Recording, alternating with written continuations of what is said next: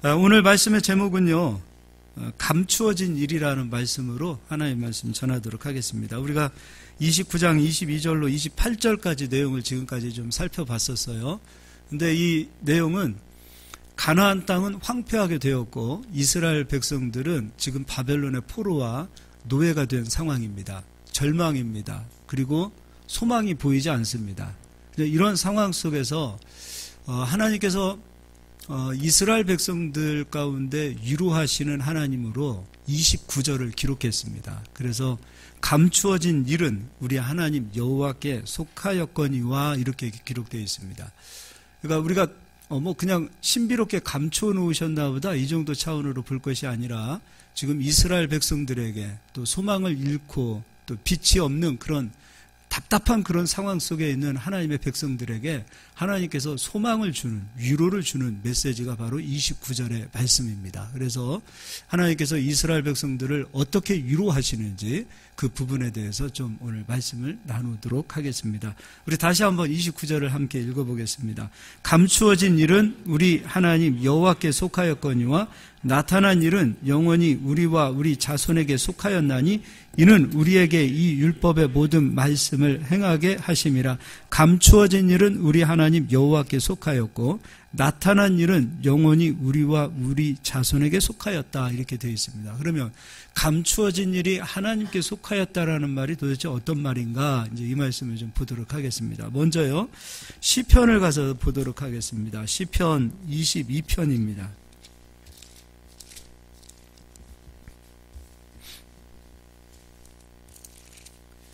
22편 27절, 28절 두 절입니다. 제가 읽어드리도록 하겠습니다. 27절, 28절입니다.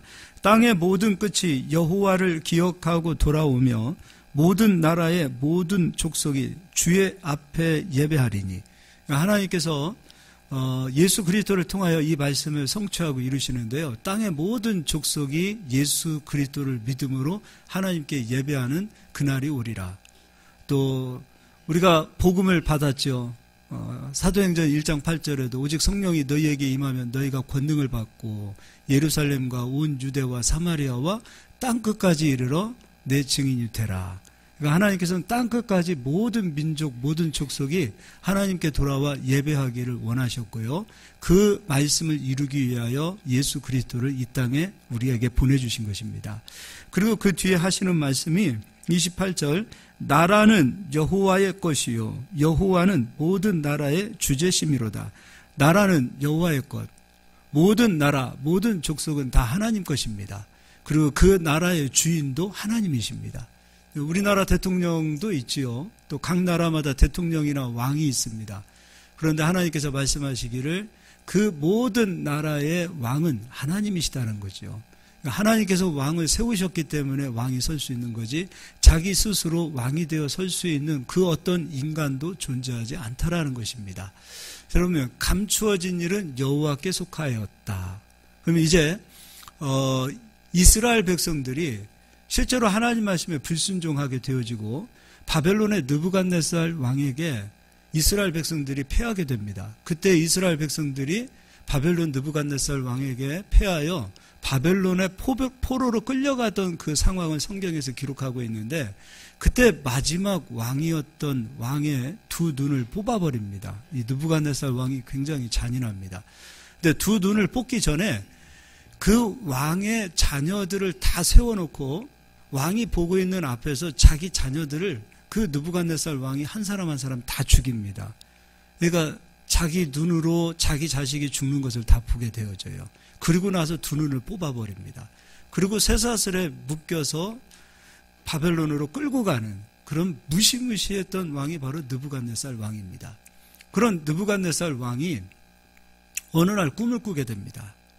근데 이 왕이 꿈을 꾸었는데 그 꿈을 영 해석할 수 있는 방법이 없는 거예요. 그래서 바벨론의 똑똑한 사람들, 나름대로 학자, 나름대로 유식한 사람, 나름대로 종교인이라고 할 수 있는 모든 그 사람들을 불러 모아서 너희가 내 꿈을 해석하라. 근데 이 느부갓네살 왕이 참 잔인해요. 내가 꾼 꿈을 너희가 해석하는 것이 아니라 내가 어떤 꿈을 꾸었는지를 너희들이 맞추고 그리고 해석하라 이거예요. 누가 맞추겠습니까? 그때 포로로 끌려왔던 다니엘도, 그리고 다니엘의 세 친구죠. 사드락, 메삭, 아벳느고까지도, 또 유다에 속한 모든 이스라엘 사람들도 거의 뭐 지식이 있다라고 얘기할 수 있는 모든 사람들은 다 지금 학살당할 위기에 처해 있습니다. 그때 우리 다니엘이 왕이 왜 이렇게 성급하지요? 그래서 나에게 좀 시간을 주십시오. 그리고 내가 왕이 꾸었던 꿈을 내가 알려드리겠습니다. 그리고 나서 그 꿈을 해석하겠습니다라고 다니엘이 용감하게 얘기합니다. 그리고 나서 다니엘이 하나님 앞에 기도합니다. 하나님, 감추어진 일은 하나님 것이지요. 하나님에게 있어서 감추어진 일은 아무것도 없지 않습니까? 그리고 하나님 앞에 무릎을 꿇고 기도할 때 하나님께서 다니엘에게 느부갓네살이 꾸었던 꿈을 이상으로 보여주십니다. 그리고 왕 앞에 가서 왕이 이러한 꿈을 꾸지 않았습니까? 라고 얘기합니다. 그때 왕이 다니엘이 꾼 꿈, 자기가 꾼 꿈을 다니엘이 그 꿈을 이런 꿈이지 않습니까? 라고 이야기를 들었을 때 왕이 녹아버립니다. 그리고 나서 다니엘이 그 꿈에 대해서 하나하나 이렇게 해석을 해 나가는데 결국 그 무시무시했던 그 다니엘, 그 느부갓네살, 그 바벨론의 그 왕조차도 당신 또한 하나님이 세운 하나의 피조물에 불과합니다라는 해석으로 끝납니다. 이제 그거는 좀 한번 읽어보도록 하겠습니다. 다니엘서 2장입니다.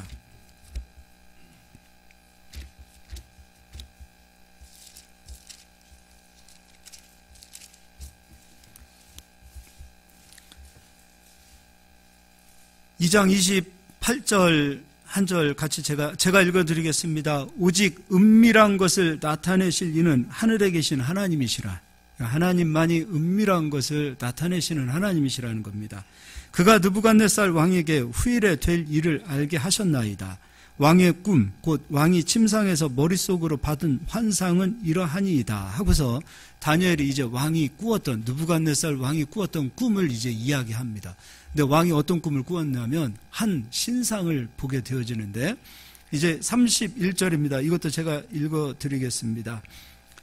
왕이여, 왕이 한 큰 신상을 보셨나이다. 그 신상이 왕의 앞에 섰는데 크고 광채가 매우 찬란하며 그 모양이 심히 두려우니 그 우상의 머리는 무엇이요?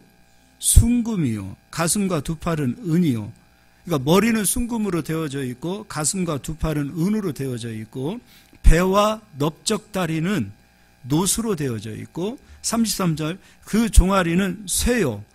철입니다. 그 종아리는 일부는 철이요. 그 발은 얼마는 철이요. 얼마는 진흙이었더라. 종아리는 철로 되어져 있고 발입니다. 그의 발은 일부는 철과 그리고 진흙으로 되어져 있다. 이렇게 되어 있습니다. 그러니까 이 꿈을 이야기하니까 느부갓네살이 깜짝 놀랍니다. 아니 어떻게 내가 꾼 꿈을 어떻게 알 수 있냐 이거예요. 근데 다니엘이 미리 설명을 해놨어요. 은밀한 것은 하나님께서 나타내 보여주시고 후일에 되어질 일을 하나님께서 꿈을 통하여 왕에게 알려준 것입니다 라고 얘기를 하고 있는 거예요. 근데 다니엘이 굉장히 겸손합니다. 내가 지혜가 있거나 내가 신비해서 이런 꿈을 내가 해석하는 것도 아니고 왕이 꾼 꿈을 내가 알 수 있는 것도 아니라 그 모든 이상을 알게 하시는 그 감추어진 일, 이것에 대한 주인은 하나님이십니다 라고 고백합니다. 그래서 30절입니다. 내게 이 은밀한 것을 나타내심은 내 지혜가 모든 사람보다 낫기 때문이 아니라 오직 그 해석을 왕에게 알려서 왕이 마음으로 생각하던 것을 왕에게 알려주려 하심이니이다. 다니엘은 겸손하죠. 이 정도 되었으면 자기를 세울 정도 되잖아요. 우리는 그런 이 영성이 준비되지 않으면 그럴 수 있어요. 당신 얼마 전에 이러한 꿈 꿨지? 그것만 얘기해 보십시오. 그럼 뭐 신비한 사람 되고 종교 하나를 차릴 정도로 사람이 따를 겁니다. 다니엘은 얼마나 겸손한 사람인지 몰라요. 우리 여러분 겸손하신 분 되시길 바랍니다. 다니엘과 같은 이런 영성 가지고 있으면 종교 하나 만들어도 사람들 따라옵니다. 그러지 않을까요? 그런데 다니엘 얼마나 겸손합니까? 우리도 이렇게 겸손하실 수 있길 바라고요. 근데 이제 그 꿈에 대해서 이제 34절입니다. 또 왕이 보신즉 손대지 아니한 돌이 나와서 신상의 쇠와 진흙의 발을 쳐서 부서뜨리매 그때에 쇠와 진흙과 녹과 은과 금이 다 부서져 여름 타작 마당에 겨같이 되어 바람에 불려간 곳이 없었고 우상을 친 돌은 태산을 이루어 온 세계에 가득하였나이다. 그러고 나서 36절부터는 꿈에 대한 해석을 말씀하고 있어요. 자, 그러면 머리는 순금이요. 그런데 이 머리는 다니엘이 이야기하고 있습니다. 순금으로 되어진 머리는 왕 당신의 나라입니다.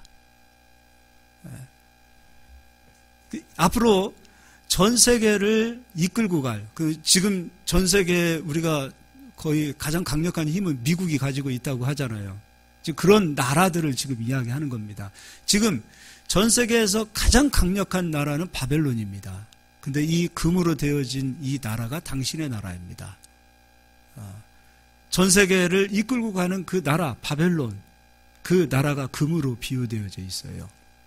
그 왕이 이 얘기를 듣습니다. 그런데 왕이요, 당신의 나라도 오래가지 못합니다. 그리고 두 번째, 가슴과 두 팔은 은으로 되어 있습니다. 이 은이라는 것은 바로 바벨론 뒤에 일어나는 페르시아를 말합니다.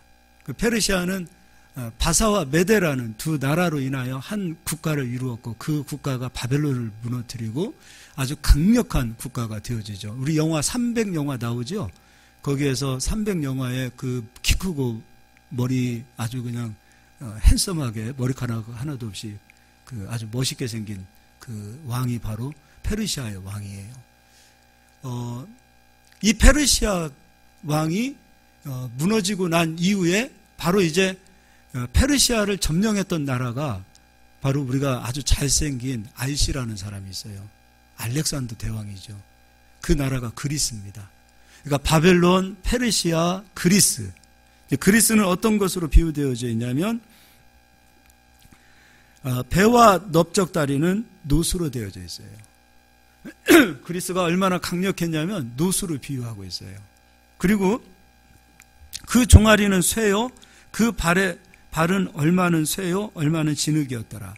그리고 마지막 발로 종아리로 비유되어졌던 나라는 천년이라는 나라를 유지했던 로마가 되는 거죠. 로마의 특징이 무엇이냐면 건설을 많이 했어요. 도로를 많이 깔았죠. 아주 강력했던 나라입니다. 그런데 이 모든 강력했던 나라를 한 돌이 와서 그 우상을 무너뜨리더라 이거죠. 결국 이게 무슨 말을 하냐면 이 한 돌이 누구냐 이거죠. 역사의 주인은 바로 권력을 잡은 느부갓네살도 아니고 알렉산더 대왕도 아니고 로마의 시저도 아니고 역사의 주인은 바로 이 한돌, 이 한돌이 이제 뒤에 가서 설명해 드릴 텐데 이 한돌이 바로 예수 그리스도십니다. 바로 이 역사의 주인, 감추어진 일은 여호와께 속했다라는 것은 역사의 주인은 하나님이시라는 겁니다. 이거를 이스라엘 백성들에게 하나님께서 말씀하시고 유로해 주시는 겁니다. 너희가 지금 담지 힘들고 어렵지, 너희가 포로가 된 것 같지, 노예가 된 것 같지, 그러나 걱정하지 마. 역사의 주인은 하나님이시야. 그 가운데에서 어떤 나라도 너희를 해할 수 없을 것이다. 너희가 비록 지금은 포로가 되고 노예가 된 것 같고 힘이 없는 것 같고 너희가 가야 될 가나안 땅은 황폐한 것 같지만 결국에 역사의 주인이신 하나님이 너희와 함께 할 것이라고 하나님께서 유로해 주시는 거예요.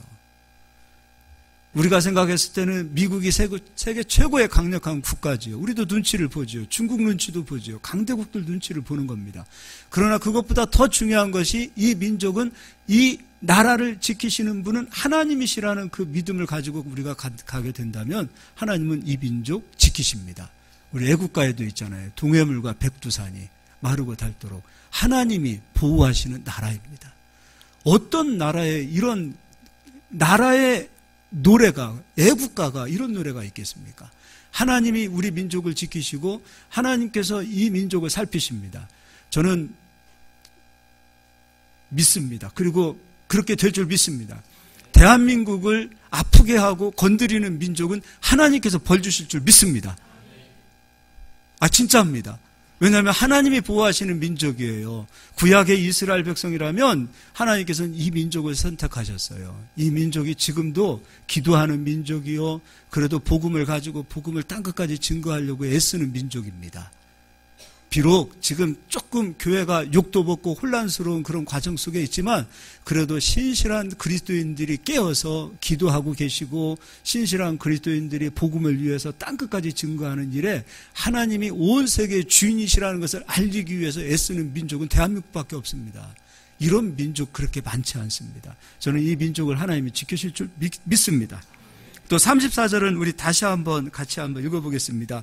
또 왕이 보신즉 손대지 아니한 돌이 나와서 신상의 쇠와 진흙의 발을 쳐서 부서뜨리매 그때 쇠와 진흙과 녹과 은과 금이 다 부서져 여름 타작마당의 겨같이 되어 바람에 불려간 곳이 없었고 우상을 친 돌은 태산을 이루어 온 세계에 가득하였나이다.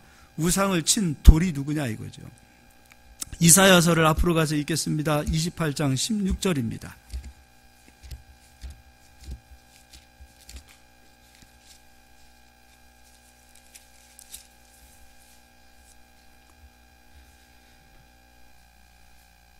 (28장 16절) 그러므로 주 여호와께서 이같이 이르시되 보라 내가 한 돌을 시온에 두어 기초를 삼았노니 곧 시험한 돌이요 귀하고 견고한 기초돌이라 그것을 믿는 이는 다 급하게 되지 아니하리로다. 할렐루야. 하나님께서요 그 뒤에는 농부의 비유를 통한 이스라엘 백성들을 위로하는 말씀이 이사야 28장에 계속해서 이어지고 있습니다. 하나님께서 농부의 비유를 통해서 하나님께서 비를 주시고 열매를 맺게 하시고 그 모든 것들이 하나님의 지혜요 하나님의 경영입니다. 이 경영은 모략이라고도 볼 수 있습니다. 하나님께서 우리를 위해서 하나님께서 우리를 살피기 위해서 하나님께서 우리를 택하셔서 하나님께서 지금도 경영하고 계시고 하나님께서 지금도 우리들의 삶을 지켜주신다라는 그 약속이 이사야 28장의 말씀입니다. 그런데 한 돌, 그분이 바로 예수 그리스도신데 그분 안에 거하고 그분을 믿는 자들은 위로를 받을 것이요 실족하지 않을 것이고 부끄러움을 당하지 않을 것이랍니다. 그러나 그분을 믿지 않는 자들은 그분에게서 깨트려짐을 받고 그분으로 인하여 부끄러움을 당하게 되어진다는 겁니다. 우리가 생각할 때 예수 그리스도를 믿지 않는 자들은 절대로 하나님 앞에 무릎을 꿇지 않고 예수님에게 무릎을 꿇지 않고 경배하지 않을 것이다. 아니요. 모든 민족이 다 경배합니다. 그런데 중요한 것은 이 땅에서 생명을 가지고 있는 동안에 예수 그리스도께 무릎을 꿇지 않고 경배하지 않은 모든 자들은 죽어서 경배합니다. 그게 무슨 말이냐? 지옥에 갔을 때 예수 그리스도께서 온 세계의 주인이심을 알게 되고 그때 비로소 무릎을 꿇게 된다는 거예요. 그러나 그때는 구원이 없어요. 우리는 살았을 때 생명이 주어졌을 때 예수 그리스도를 구주로 고백하게 되고 예수 그리스도께서 나를 위하여 십자가에서 죽어주셨고 그분이 온 세계의 왕이시구나. 그분이 온 세계 천지 만물을 창조하신 주인이시구나. 우리는 그것을 믿고 그분께 찬송하고 그분께 경배하고 그분의 영광을 위해서 살아갑니다. 그러나 사람들은 자기 영광을 위해서 삽니다. 자기를 위해서 삽니다. 그리고 자기 정치 이념, 자기 생각, 자기 철학, 자기 학문, 자기가 가지고 있는 자기 세계를 위해서 살아갑니다. 그분에게 영광 돌리지 않습니다. 돈을 벌어도 자기를 위해서 씁니다. 그러나 그리스도인들은 돈을 벌어도 그 돈으로 하나님께 영광을 돌립니다. 다릅니다. 우리는 사나 죽으나 그리스도를 위해서 살지만 그리스도를 인정하지 않고 그분이 온 세계의 주인이심을 인정하지 않는 자들은 그분으로 인하여 부끄러움을 당한다 이거예요. 그분으로 인하여 부끄러움을 당한다 이거예요. 그 부끄러움을 당하는 그때가 심판의 때요 마지막 때라 이거예요. 그러나 우리는 그분으로 인하여 부끄러움을 당하지 않습니다. 우리는 예수 그리스도로 인하여 부끄러움을 당하지 않고 예수 그리스도 안에 있으면 그분은 우리를 세워주십니다. 우리를 세워주십니다. 천국 가서만 세워주시는 것이 아닙니다. 이 땅 가운데에서도 내가 왕이요 내가 권력을 가지고 있고 내가 세계 최고다라고 자부하고 있는 교만한 자들 가운데서도 하나님은 그리스도인들을 세워주십니다. 이런 은혜와 역사가 임하실 줄 믿습니다. 자, 이제는 베드로전서 2장 4절 뒤로 넘겨서 보도록 하겠습니다. 베드로전서 2장 4절입니다.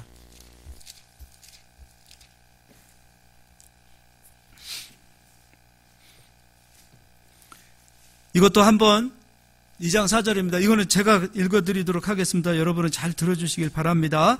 사람에게는 버림바가 되었으나 하나님께는 택하심을 입은 보배로운 산돌이신 예수께 나아가. 예수님은 사람들에게 버림을 받으셨다. 하나님께서 택하심을 받으셨다. 그런데 그분은 보배로운 산돌이시랍니다. 그분께 가면 우리는 살아날 수 있습니다. 그분께 가면 우리는 살아납니다. 그 예수 그리스도께로 나가라 이거예요. 그런 다니엘서에서 말씀하고 있는 그 우상을 깨트리는 돌은 누구인가? 바로 산돌이신 예수 그리스도십니다. 그분이 우상을 깨트리시고 그분이 이 세계의 주인이시고 그분이 온 세계를 구원하실 구원자로 이 땅에 오신 겁니다. 우리는 그분을 믿기 때문에 오늘 이 자리에서 그분을 예배하는 겁니다. 그리고 그분은 우리를 부끄럽게 하지 않을 것입니다. 그분 안에 거하지 않는 자들은 마지막에 부끄러움을 당하는 겁니다. 내가 왜 살았을 때 예수 그리스도를 믿지 않았을까? 수없이 후회를 해도, 수없이 이를 갈고, 수없이 가슴을 찢는다 하더라도 그때는 기회가 주어지지 않아요. 그러니 우리는 지금 살았을 때 예수 그리스도를 믿고 그분이 나의 구주이심을 고백하고 그분을 위해서 살아간다는 거, 이것 자체가 얼마나 귀하고 값진 일입니까? 우리는 이 귀하고 값진 이 은혜를 여러분 놓치지 않기를 바랍니다. 제가 한 번은 그런 생각했습니다. 하나님께서 나를 구원해 주셨습니다. 예수 그리스도를 통하여. 곰곰이 그 구원 한 가지만 놓고 봤습니다. 가만히 생각하니까 지금 하나님께서 나를 데리고 가셔도 감사하더라고요. 지금 죽는다 하더라도 감사하더라고요. 그분 때문에 내가 일평생 가난하게 된다 하더라도 감사하겠더라고요. 아, 진짜로요. 그분이 나를 구원시켜 주시고 그분이 나를 이 세상에서 그냥 고아처럼, 예수님은 우리를 절대로 고아처럼 내버려 두지 않으십니다. 그러나 고아처럼 나를 내버려 주신다 하더라도 나를 구원해 주신 그 한 가지 사실로 인하여 나는 감사할 수밖에 없겠더라고요. 나를 모른 척 외면하신다 하더라도 우리 예수님은 절대로 우리를 외면하거나 모른 척하지 않으십니다. 그러나 설령 그분이 나를 모른 척하고 외면하신다 하더라도 감사하겠더라고요. 왜냐하면 구원받은 그 사실 한 가지만으로도. 그러나 우리는 구원받은 것으로 끝나지 않습니다. 그분은 우리와 함께 하십니다. 모른 척하지 않습니다. 고아처럼 내버려 두지 않습니다. 그분의 오른손으로 우리를 붙잡아 주십니다. 그래서 우리는 그분을 위해 생각하면 생각할수록 감사밖에 없습니다. 예수 그리스도는 그 이름이 영광받으실 이름이요, 감사받을 이름이요, 찬송받으실 이름으로 합당하신 이름이다라는 것입니다. 산돌이신 예수 그리스도, 우리를 부끄럽게 하지 않으시는 예수 그리스도, 그분이 우리와 함께 하심을 믿으시기를 바랍니다. 5절입니다. 너희도 산돌같이 신령한 집으로 세워지고 예수 그리스도로 말미암아 하나님이 기쁘게 받으실 신령한 제사를 드릴 거룩한 제사장이 될지니라. 성경에 기록되었으되 보라 내가 택한 보배로운 모퉁이 돌을 시온에 두노니 그를 믿는 자는 부끄러움을 당하지 아니하리라 하였으니, 그를 믿는 자는 부끄러움을 당한대요, 안 당한대요? 안 당한다는 겁니다. 모든 우상을 깨뜨리시고 나라의 주인 되시는 예수 그리스도께서 우리를 부끄럽게 하지 아니하시고 그를 믿지 아니하는 자는 부끄러움을 당하리라. 7절입니다. 그러므로 믿는 너희에게는 보배이나 믿지 아니하는 자에게는 건축자들이 버린 그 돌이 모퉁이의 머릿돌이 되고 또한 부딪히는 돌과 걸려 넘어지게 하는 바위가 되었다 하였느니라. 그들이 말씀을 순종하지 아니함으로 넘어지나니 이는 그들이 이렇게 정하신 것이라. 예수 그리스도는 이 땅의 모든 우상을 다 깨뜨리십니다. 모든 교만을 다 깨뜨리십니다. 모든 나라를 다 깨뜨리십니다. 그리고 그분이 이 땅의 주인이십니다. 예수 그리스도는 믿지 않는 자들에게는 부딪히는 돌이요, 그분은 그들을 깨트리는 돌입니다. 그러나 믿는 자들은 부끄러움을 당하지 않는 산돌입니다. 그리고 우리도 거룩한 산돌이 되어 이제 그리스도의 집을 세워가는 그런 돌로 하나님이 우리를 불러주셨습니다. 또 9절입니다. 그러나 너희는 택하신 족속이요 왕같은 제사장들이요 거룩한 나라요 그의 소유가 된 백성이니 이는 너희를 어두운 데서 불러내어 그의 기이한 빛에 들어가게 하신 이의 아름다운 덕을 선포하게 하려 하심이라. 우리를 택하신 족속으로 불러주셨습니다. 왕같은 족속으로, 왕같은 제사장으로 불러주셨습니다. 거룩한 나라로 불러주셨습니다. 그리고 그분의 소유로 우리를 불러주셨습니다. 온 세계의 주인 되신 예수 그리스도, 감추어진 일은 하나님께 속하였다. 온 세계, 온 나라의 주인은 하나님이시라 이겁니다. 그 하나님께서 나의 아버지시고, 그 하나님께서 나의 주인이 되어주시고, 그 하나님께서 그의 오른손으로 나를 붙들어 주셔서 절대로 나를 놓치지 아니하시고 나와 함께 하시고 나와 동행하시는 하나님으로, 그분이 지금 임마누엘로 우리와 함께 하셨음을 믿으시길 바랍니다. 여러분, 이 세상 살아가다 보면 황폐한 그런 어둠의 때를 만날 수도 있습니다. 가나안 땅이 황폐하게 되어진 것처럼, 비록 이스라엘 백성들의 죄악으로 인하여 그 땅이 황폐하게 되었다 하더라도, 그들의 죄악으로 그들이 바벨론 땅으로 끌려가 포로가 되었다 할지라도 하나님께서는 절대로 이스라엘을 포기할 수 없는 이유는 무엇이냐면 하나님의 소유이기 때문입니다. 하나님의 거룩한 백성이기 때문입니다. 그리고 위로하시는 겁니다. 너희가 지금 고난 가운데 있다 하더라도 이 고난을 주는 자들, 너희를 압박하는 자들, 너희를 괴롭히는 자들, 그들도 내 손아귀에 있다. 그들도 내 손아귀에 있다. 두려워하지 마라. 내가 너희와 함께함이라. 하나님께서는 이스라엘 백성들을 그처럼 위로하시고 함께하시고 그들에게 소망을 주셨음을 믿으시기를 바랍니다. 우리도 예수 그리스도 안에 들어가게 된 이유, 예수 그리스도를 믿게 된 이유, 우리가 의로워서가 아닙니다. 죄를 안 지어서가 아닙니다. 우리가 착하게 살았기 때문이 아닙니다. 우리도 알고 보면 죄인들이었습니다. 이스라엘 백성들처럼 죄가 가득한 자들이었습니다. 우리가 죄인 되었을 때 예수께서 우리를 만나주신 것입니다. 우리가 죄인 되었을 때 우리 죄악 때문에 예수가 십자가에서 죽어주시고 우리 죄에 대한 그 십자가에서 모든 죄값을 예수 그리스도께서 치러주시고 우리를 만져주신 거예요. 우리를 건져주신 거예요. 우리도 죄 때문에 죄악 가운데 살다가 그 죄 때문에 황폐한 인생이 되어지고 황폐한 모든 땅들이 되었다 할지라도 예수 그리스도 안에 들어가면 너의 죄 때문에 내가 죽었어. 너의 죄 때문에 내가 그 모든 죄값을 치렀어. 그 죄값이 끝났기 때문에 이제 황폐한 땅이 이제 사막에서 샘이 솟고 사막에서 강줄기가 흘러가는 역사가 나타나는 것처럼 그 황폐한 땅에 너희들 모든 그 황폐한 삶에 하나님께서 주시는 은혜의 강줄기가 흘러갈 거야. 걱정하지 마. 너희들의 모든 죄와 불법은 내가 기억하지 않아. 그 죄 때문에 예수가 십자가에서 죽어줬어. 그렇기 때문에 예수 그리스도를 믿고 예수 그리스도의 이름으로 하나님 안에 들어온 모든 자들은 다 내 소유야. 이스라엘 백성들이 나의 소유였던 것처럼 예수 그리스도를 믿고 성도가 되어진 모든 성도들은 다 나의 소유야. 내 것이야. 내가 너희와 함께 할 거야. 너희들에게 황폐한 그 모든 땅, 광야의 땅, 사막의 땅, 그곳에 꽃이 피고 그곳에 열매가 맺고 강줄기가 흘러가는 역사가 성도들의 삶을 통하여 나타날 거야. 하나님께서 우리를 그렇게 위로하시고 함께 하시는 줄 믿으시기를 바랍니다. 우리도 이스라엘 백성들처럼 황폐한 길을 걸어간다 하더라도 감추어진 일은 하나님께 속하였다라는 믿음을 가지고 일어서시기를 주의 이름으로 축원합니다. 10절은 다 같이 읽겠습니다. 너희가 전에는 백성이 아니더니 이제는 하나님의 백성이요 전에는 긍휼을 얻지 못하였더니 이제는 긍휼을 얻은 자니라. 주의 긍휼이 여러분에게 임하실 수 있기를 주의 이름으로 축복합니다. 예수 그리스도의 긍휼이 우리 성도들의 삶 속에 정말로 충만하게 임하시기를 주의 이름으로 축원드립니다. 기도하겠습니다.